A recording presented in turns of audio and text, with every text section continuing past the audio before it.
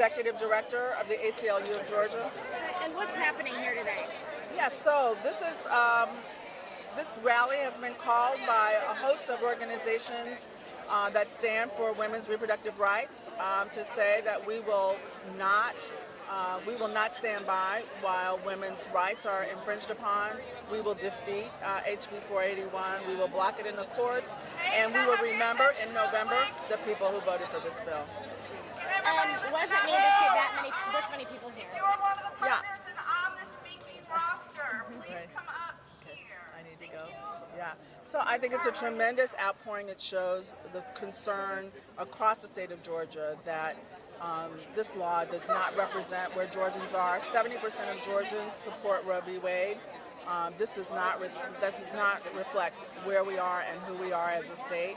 And I think the outpouring of concern for this shows that. And it's getting national attention. Absolutely. This is a national effort to turn back women's rights, and women are not going to stand for it. Men are not going to stand for it.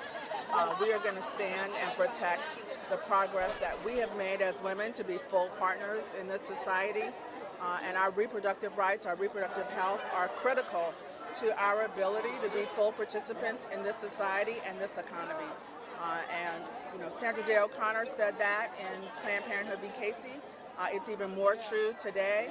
And we stand with women. We trust women, and we're going to fight for women's rights to make these intensely personal and private decisions about when and whether they start a family, how they live their lives, and the freedoms that we fought so hard to have. Talk about what's the next step from here. Yes.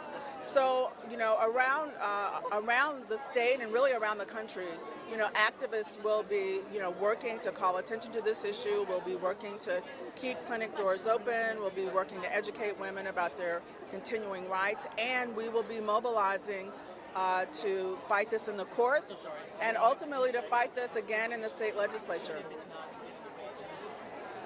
Andrea, how are you? What do you hope to accomplish with this rally today? Not just here, but around the country? Yes.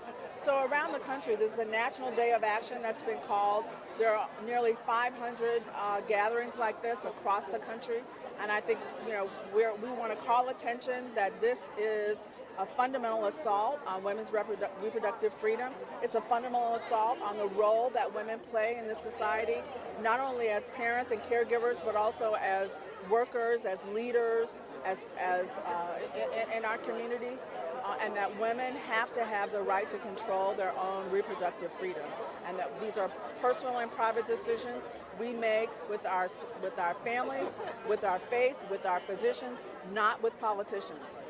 And so we stand to protect that right, and we want to give everyone the message that join us in this fight, help expand the understanding of that, and we're taking this fight all the way to November of 2020. We will remember.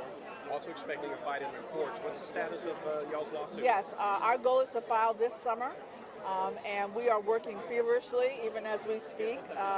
You see Sean's not here, our legal director, to file and challenge this bill in its entirety and protect women of Georgia from this going into effect.